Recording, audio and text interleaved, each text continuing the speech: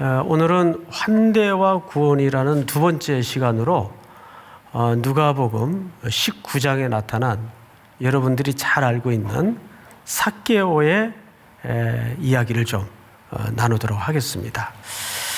우리 본문으로 들어가기에 앞서서 지난주 첫 번째 시간에 함께 나누었던 환대와 구원의 성경적 본의를 한번 재점검하고 오늘 내용으로 들어가는 것이 이해를 돕는 데 필요할 것 같습니다. 우선 첫 번째, 예수님이 안식일 날 회당에 들어가셔서 이제 말씀을 전하기 위해서 건네주는 책을 받아 펴옵니다. 순서에 따라 펼쳐진 데가 어느 선지자의 글이었죠? 이사야. 기억나세요? 예. 기억나셔야 돼요. 예. 이사야의 글이었고 이사야의 61장에 해당하는 글이었습니다. 근데 그 글을 다 읽고 나셔서 이제 건네줍니다. 다시 책을 덮어 되돌려준 다음에 말씀을 선포하시는데 가장 강력하고 감동적인 설교로 끝을 맺었죠. 이 선지자의 글이 너희 귀에 응하였느니라. 누굴 가리킨 걸까요? 바로 본인을 가리킨 거예요. 수천 년 역사 속에 오리라 예언되었던 그 선지자의 글이 지금 말씀이 육신이 되어서 누구 앞에 있다는 거죠? 너희들 앞에 성취되어 서 있느니라. 그러면서 우리가 그 이사야의 글에 가장 눈여겨보았던 단어 하나가 주의 은혜의 해라는 단어였어요. 주의 은혜의 해. 근데 그 단어를 유심히 뿌리를 찾아보니까 그것이 은혜로도 물론 표기할 수 있지만 근본적인 뜻은 그 단어에서 무슨 개념이 생성되어 나왔다고요? 환대. 그러니까 하나님의 은혜는 우리를 뭐 하시는 사건이었어요? 환대하시는 사건이었어요. 때문에 예수 그리스도께서 주의 은혜의 해를 선포하시고 그것을 성취하기 위해서 이 땅에 오신 것은 죄악에 빠져 영원히 절망에 놓여 있을 수밖에 없었던 버려진 인생들을 향한 찾아오심의 사건이었고 궁극적으로 우리를 뭐 하시는 사건이었죠? 환대하시는 사건이었어요. 최고의 창조주로서의 환대의 사건은 십자가 사건이에요. 우리 죄악을 깨끗이 씻으시고 우리를 하나님의 백성의 한 가족과 공동체로 아들로 딸로 맞아주시는 환대의 사건이 무슨 사건이었다고요? 십자가의 사건인 거죠. 기억나시나요? 지난주 제가 3시 예배 인도를 안 했었나요? 표정들이 처음 듣는 표정들이라서 조금 당황스럽습니다. 예. 이것이 지난주 설교의 개요였습니다. 자, 그럼 오늘은 두 번째 시간으로서 삭개오의 이야기를 채택했던 이유가 있습니다.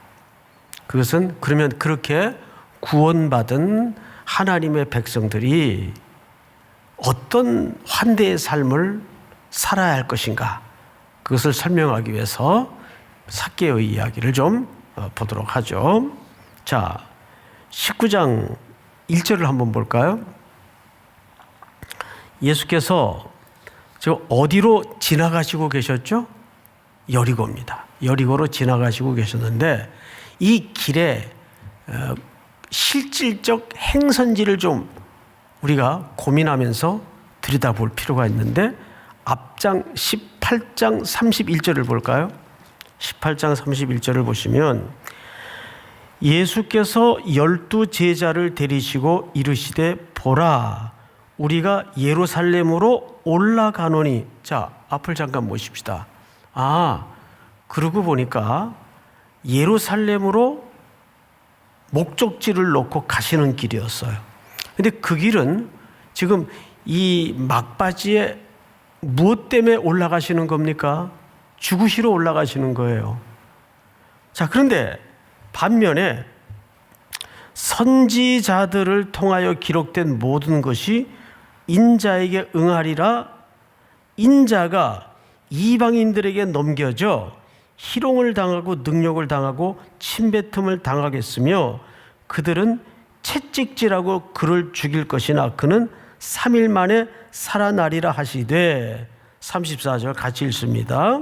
시작. 제자들이 이것을 하나도 깨닫지 못하였으니 그 말씀이 감시였으므로 그들이 그 이르신 바를 알지 못하였더라. 아멘. 근데 정작 함께 예루살렘을 동행하고 있는 제자들은 예수님의 지금 이 죽음의 길의 의미를 알고 있었어요? 모르고 있었어요? 전혀 모르고 있었어요. 깨닫지 못했어요. 말을 해도 못 알아듣고 보여줘도 못 봐요. 여러분, 보여줘도 못 보고 말을 해도 못 알아듣는 걸 뭐라 그래요? 뭐라 그러죠? 맹인이라 그래요. 그래서 그 다음에 맹인이 등장을 합니다. 자, 35절을 보실까요?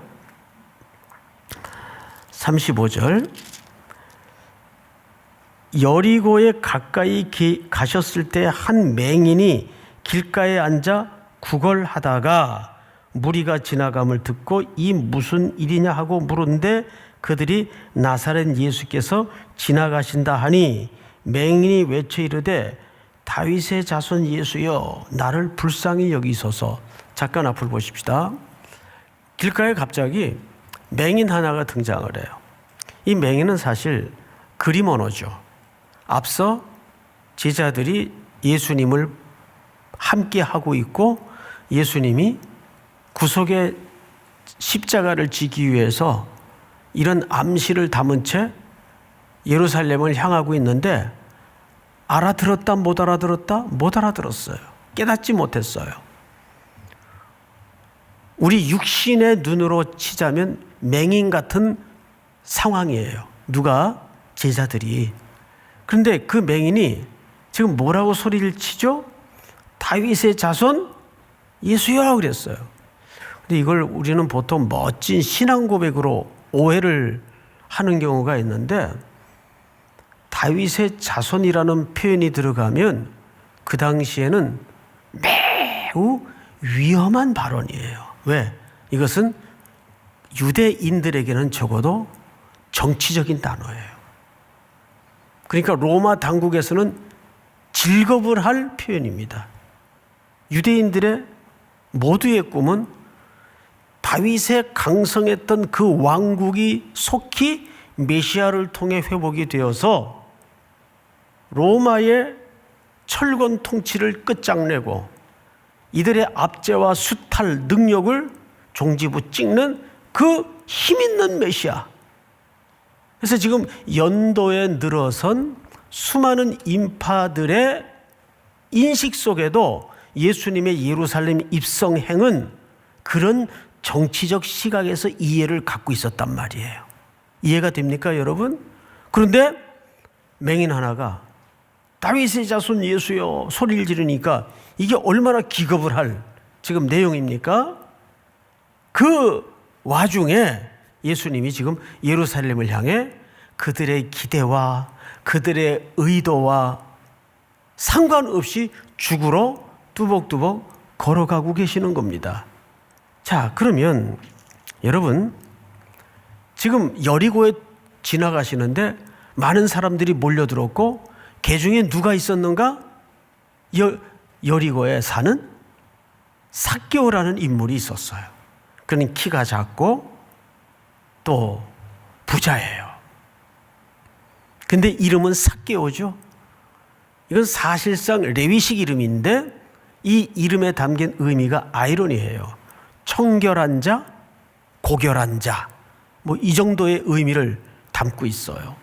아마도 부모가 이 자녀를 잉태하여 10달 만에 세상 밖으로 냈을 때는 이 자녀에 대한 그런 기대에 있었을 겁니다.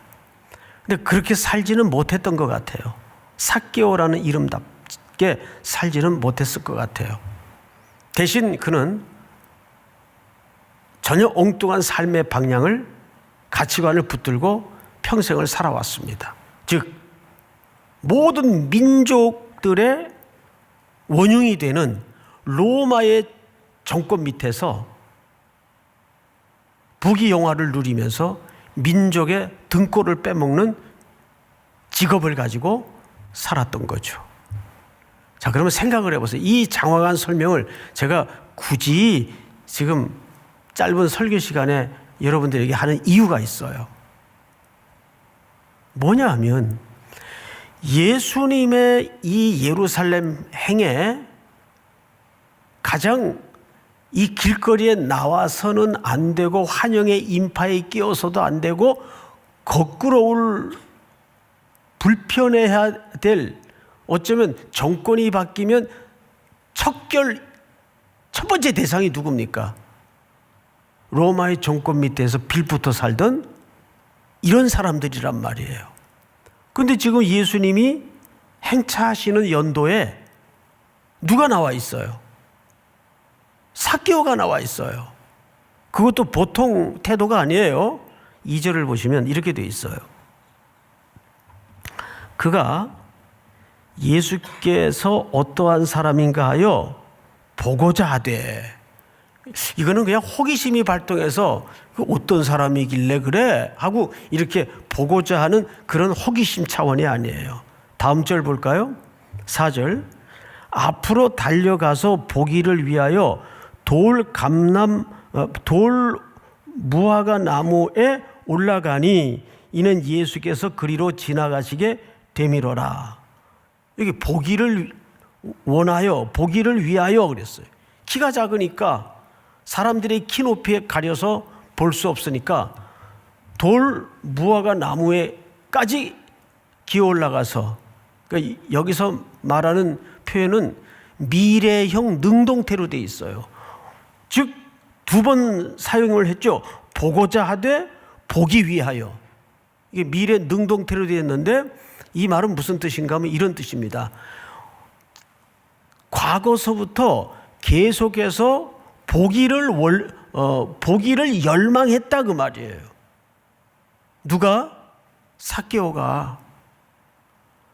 그러니까 삭개오는 정치적인 역학관계상 예수님이 예루살렘으로 들어가는 길목에 나와 서 있을 사람이 아니에요. 왜? 정말 청중들의 기대대로 봉기가 일어나서 궁궐을 뒤집어 엎고 로마 정부의 반기를 들면 첫 번째 숙청 대상이 삭개오 같은 인물인데, 이런 태도는 우리의 이해를 헷갈리게 만드는 거예요. 그럼 여기에 뭔가 있었다 그 말이에요. 그래서 우리는 크게 여기서 두 가지 해석을 알고 있는데, 전통적인 해석은 그가 여기서 예수를 만나가지고 회개하고 결단을 하고 예수님을 자기 집에 맞아들였다. 그리고 삶을 고치겠다고 했다. 이렇게 해석하는 전통적인 해석이 있어요. 자, 그런데 우리가 8절을 잘 볼까요? 8절. 삭개오가 서서 주께 여짜오되 주여 보시옵소서, 내 소유의 절반을 가난한 자들에게 주겠사오며 만일 누구의 것을 속여 빼앗은 일이 있으면 네 갑절이나 갚겠나이다. 주겠사오며 갚겠나이다. 아포디돔이라는 말을 썼어요. 이 말은 우리말 개역개정에는 미래형으로 되어 있습니다. 미래형으로 되어 있다면 이것은 결단이에요. 결단. 내가 앞으로 이렇게 살겠습니다. 그러면 우리가 해석을 하는데도 큰 어려움은 없는데, 문법적으로는 이것이 현재 완료형으로 되어 있습니다. 그 말은 무슨 얘기냐면 이렇게 번역을 해야 문법상은 맞아요. 다시 현재 완료형으로 읽어드릴게요. 삭개오가 서서 주께 여짜오되 주여 보시옵소서 내 소유의 절반을 가난한 자들에게 주어 왔사오며 만일 누구의 것을 속여 빼앗은 일이 있으면 몇 갑절이나 갚겠나이다? 네 갑절이나 갚아왔나이다. 이렇게 되는 거예요. 이게 현재 완료형으로 해석한 거죠. 그러면 우리는 어느 번역을 택해야 되느냐? 사실은 후자의 문법이 맞습니다. 앞에 미래형으로 하면 결단이 되기 때문에 이해하는 데는 훨씬 편해요. 그리고 우리가 그 해석에 익숙해 있어요. 그런데 딱하게도 문법상 이것은 현재 완료형으로 번역을 해서 갚아왔고 주어왔다라고 번역을 해야 돼요. 자, 그러면 한 가지 문제가 남아요. 어떤 문제가 남냐 하면, 그러면 삭개오는 언제 예수님을 만난 적이 있나? 예수님의 말씀을 들은 적이 있나? 우리 누가복음 3장을 좀 한번 볼까요? 요한이 세례받으러 나오는 무리에게 이르되 독사의 자식들아 누가 너희에게 일러 장차올 진노를 피하라 하더냐. 여기 세례 요한의 이야기죠. 8절. 그러므로 회개에 합당한 열매를 맺고 속으로 아브라함이 우리 조상이라 말하지 말라. 내가 너희에게 이르노니 하나님이 능히 이 돌들로도 아브라함의 자손이 되게 하시리라. 다음 절. 이미 도끼가 나무의 뿌리에 놓였으니 좋은 열매 맺지 아니하는 나무마다 찍혀 불에 던지우리라. 무리가 물어 이르되 그러면 우리가 무엇을 하리이까? 대답하여 이르되 옷 두 벌인 자는 옷 없는 자에게 나눠줄 것이요 먹을 것이 있는 자도 그렇게 할 것이니라 하고 11절 12절 다 같이 시작. 세리들도 세례를 받고자 하여 와서 이르되 선생이여 우리는 무엇을 하리이까 하매 이르되 부가된 것 외에는 거두지 말라 하고. 놀랍게도 세례 요한이 복음을 선포할 때 그 현장에 누가 있었어요? 세리들이 있었어요. 세리들도 세례를 받고자 하여 와서 이르되 선생이여 우리는 무엇을 하리이까 하며 이르되 부가된 것 외에는 거두지 말라. 그 두 가지 가능성을 얘기합니다. 첫째는 세리인 삭개오가 이 현장에 있었거나 아니면 당시 세리 네트워크가 뭐 그렇게 광범위하지 않았을 테니까 누군가에 의해서 이 복음의 말씀을 직간접적으로 접했거나 둘 중에 하나입니다. 근데 그것이 거의 확실시되는 이유가 있어요. 우리 오늘 본문으로 다시 눈을 돌려서 삭개오의 이야기를 좀 들어보세요. 8절. 삭개오가 서서 주께 여짜오되 주여 보시옵소서 내 소유의 절반을 가난한 자들에게 주어 왔사오며 만일 누구의 것을 속여 빼앗은 일이 있으면 네 갑절이나 갚아왔나이다. 몇 갑절이요? 네 갑절이요. 자, 우리 레위기서를 한번 띄워줄까요? 레위기 율법입니다.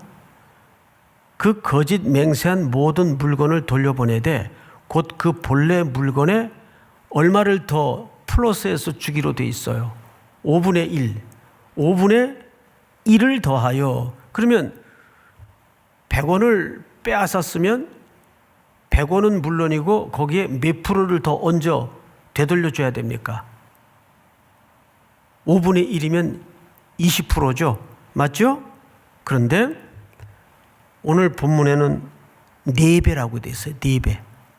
근데 정확히 이 가르침의 내용은 쿰난 공동체의 가르침입니다. 예수님 당시에 세례 요한을 중심으로 광야의 굴에서 경건하게 메시아를 기다리고 말씀을 연구했던 쿰난 공동체의 그 열심의 내용을 얘기하는 거예요. 쿰난 공동체는 두 가지를 강조해서 첫째는 당연히 하나님을 사랑하고 둘째는 이웃에게 어떤 사랑을 베푸는가가 그 멤버십이 되는 1년 동안 검증의 기준이었어요. 그래서 그것을 거쳐야, 그리고 검증이 돼야 회원으로서 받아들이고 정식 세례를 받을 수 있게 합니다. 그래야 정식 회원이 되는 거예요. 아주 엄격하고 과도한 신앙적 열심을 강조하고 가르쳤던 그런 인물입니다. 자, 그러면 우리는 여기서 한 세 가지 시각에서 결론을 좀 맺도록 하십시다. 첫 번째, 우리는 이 삭개오를 지나치게 죄인이라는 강조를 해왔어요. 당연히 죄인이죠. 여기 뭐 죄인 아닐 사람이 어디 있어요. 그런데 누가의 시선은 죄인이라는 강조보다는 잃어버린 자에 초점을 맞추고 있어요. 그도 죄인이지만 더 중요한 것은 하나님의 환대가 필요했던 누구란 얘기입니까? 잃어버린 양의 한 영혼이라는 것을 여기서 강조한 거예요. 그런데 세상은 규정을 만들어 놓고 편견된 시각으로 세리, 장애인, 창기, 가난한 자, 이걸 그 당시 사회적 통념으로 전부 죄인이라는 낙인을 찍어 놓았어요. 심지어 세리에 관련된 많은 에피소드가 있지만 거지들도 세리가 주는 돈은 안 받을 정도로 아주 외로운 일생을 살았던 인물이에요. 그런데 어디에도 예수님은 누구를 만나든 죄인이라고 편견을 가지고 규정하신 적이 없어요. 전부 주님의 눈에는 잃어버린 자였어요. 어쩌면 이것이 오늘 그리스도인들이 따뜻하게 회복해야 될 시선입니다. 죄인이라는 정의보다는 누구로 받아들여야 돼요? 잃어버린 자로 받아들여야 돼요. 하나님이 찾으시는 자. 믿습니까? 우리 지난주 누가복음 15장에 큰아들과 둘째 아들 이야기를 나누었었죠. 집안의 탕자, 집 밖의 탕자.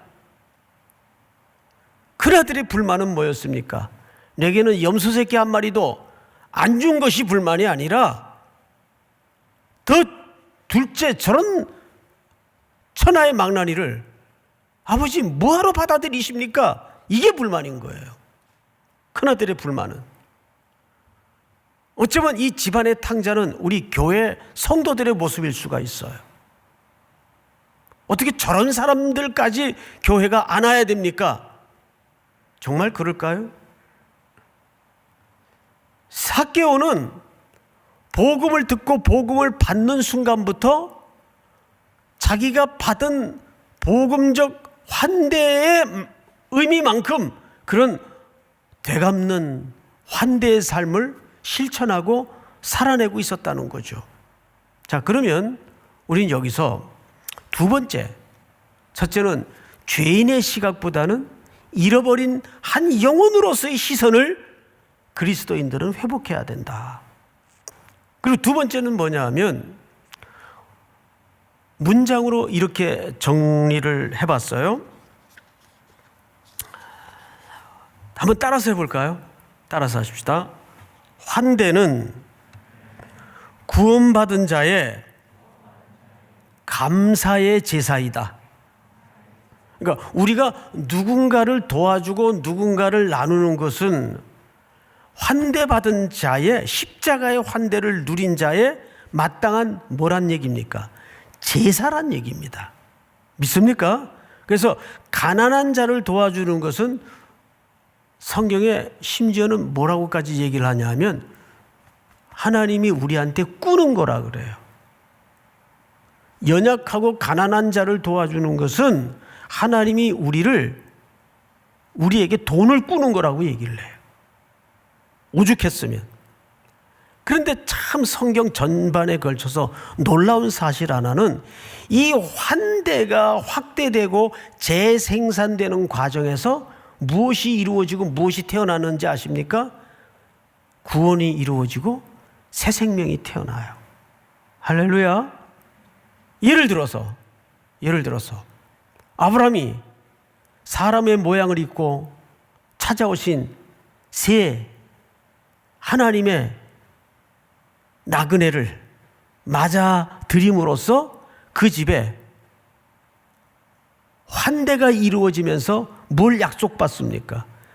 그 다음 해에 생명을 약속받아요. 그렇게 해서 태어난 사람이 누굽니까? 이삭이잖아요. 환대를 통해서 구원이 이루어지고 환대를 통해서 새로운 생명이 태어나요. 놀랍게도 여호수아서에 보면 기생 라합이 평생 생계 때문에 가족 때문에 어려운 삶을 살고 있었는데 정탐꾼이라는 하나님의 백성들을 환대함으로써 그 가정에 새로운 생명과 새로운 구원이 이루어지는 거예요. 이것이 환대의 놀라운 역동성입니다. 마지막으로 두 가지 얘기를 좀 하고 마치겠습니다. 여러분 혹시 오늘이 무슨 날인지 아세요? 11월 마지막 주일이기도 하지만 축복 상자가 우리 연말마다 하는 성탄절을 기점으로 하는 축복 상자 알죠? 오늘 말씀의 제목이 뭡니까? 축복 상자예요. 그것이 오늘 스타트하는 날이에요. 그 준비가. 올해는 어차피 코로나 때문에 쪽방촌이라든지 그런 어려운 자들을 일일이 면대면으로 찾아가서 도와줄 수는 없지만 택배로라도 또는 관공서에라도 기탁을 해서 여러분들이 마련한 축복산자를 전달을 할 겁니다.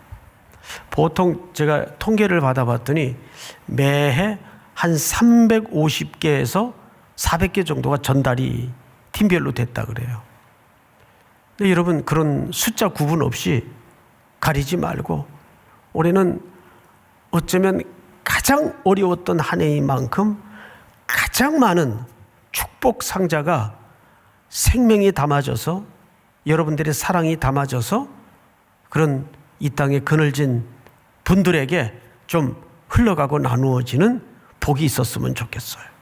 믿습니까?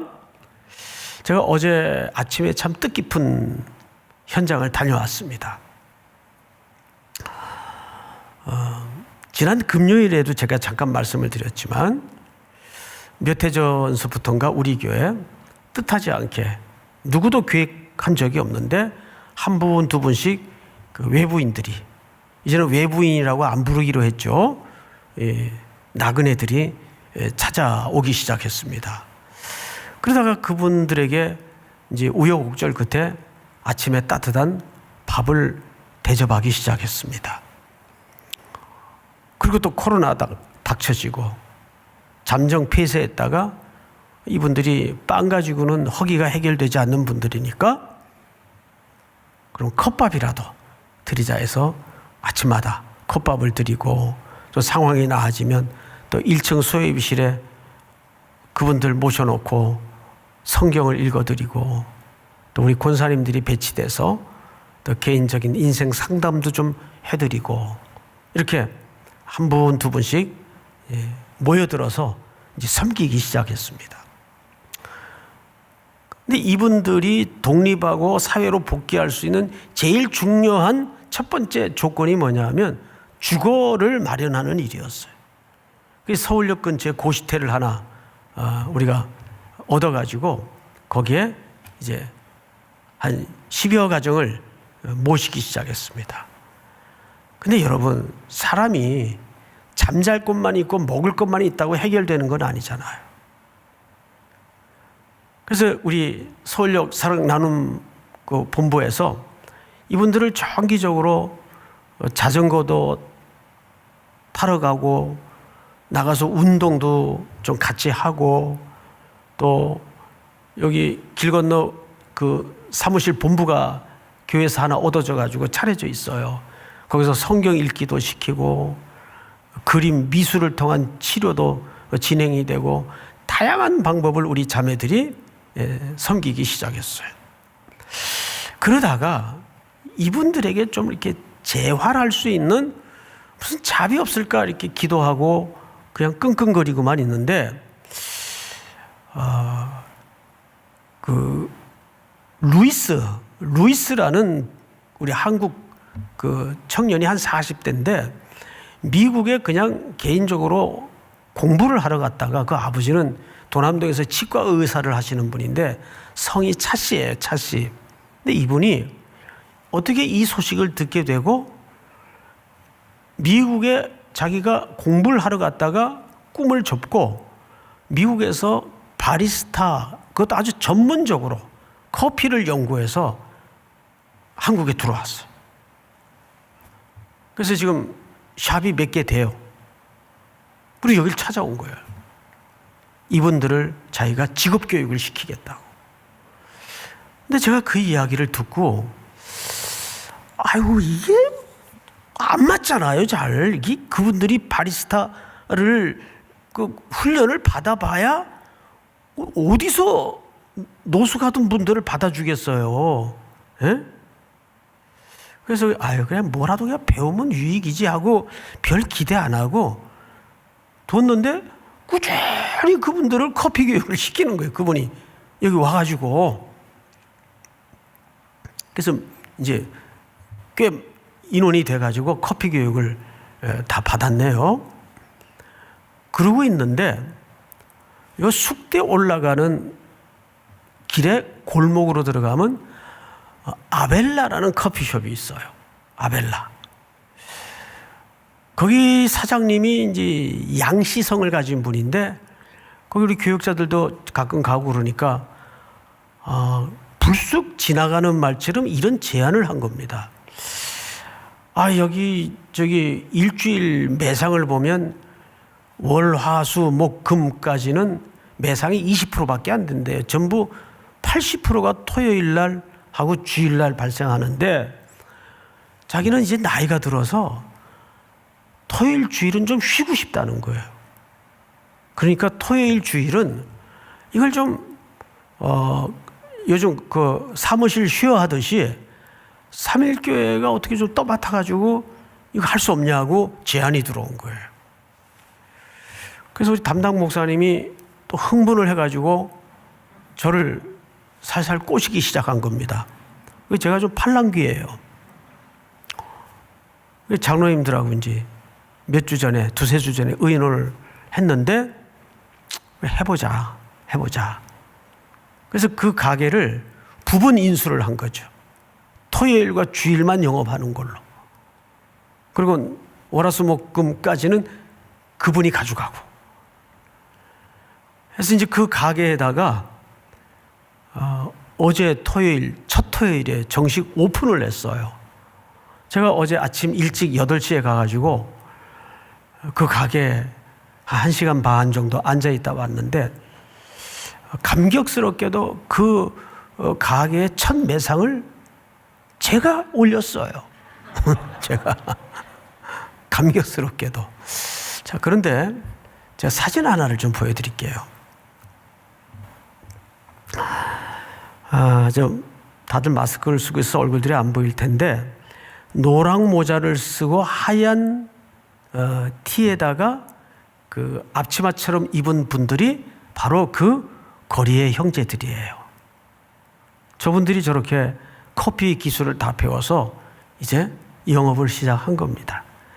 바로 사진을 조금 당기면 저 가운데 머리 긴 분이 한번 눈에 띌 겁니다. 저분이에요.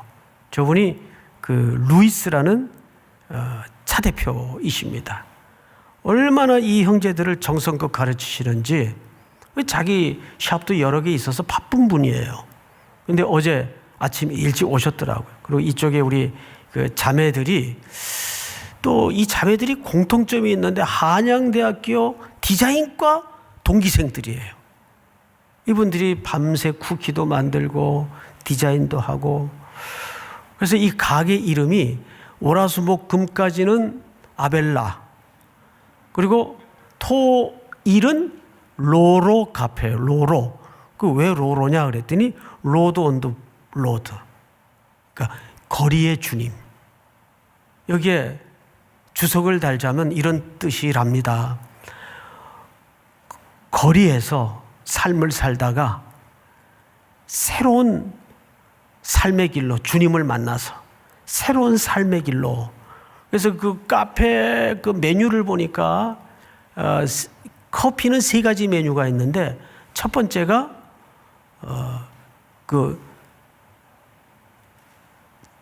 첫 번째 메뉴가 잊어먹었어요. 세 번째 메뉴가 뭐냐면 커피 이름인데 꽃길로. 이제는 꽃길로만 가라. 뭐 그런 첫 번째, 두 번째 이름도 참 재밌는데 그거는 7부 예배 시간에 제가 다시 메뉴를 찍어 왔는데 지금 갑자기 기억이 안 나네요. 내내 그분들이 짜준 커피를 먹으면서 1시간 반 정도 이제 우리 형제 자매들이 많이 도와줘요. 얼마나 감사한지. 꿈 같은 일이죠. 이걸 누가 계획하겠어요? 환대를 통해서 생명이 나누어지고 구원이 이루어지는 거예요. 저는 뽕나무 돌 무화과나무 꼭대기에 올라간 삭개오를 향하여 삭개오야 내려와라. 내가 오늘 네 집에 유하여야 하겠다. 이 말씀이 너무 마음에 와닿는 것은 뭐냐 하면 이 땅에 참 많은 십자가를 단 교회가 있지만 정말 예수님이 머물고 싶은 집, 교회는 얼마나 될까? 어느 해보다도 힘겨운 한 해를 보낸 여러분, 계절도 차가워지는데 우리의 마음만큼만은 뜨거워져서 우리 삶의 언저리에 수많은 환대의 공간이 마련되고 환대의 손길이 주어져서 더 많은 구원과 생명이 태동하는 귀한 은혜와 복이 여러분들을 통해 흘러갈 수 있기를 주의 이름으로 축원하고 축복합니다.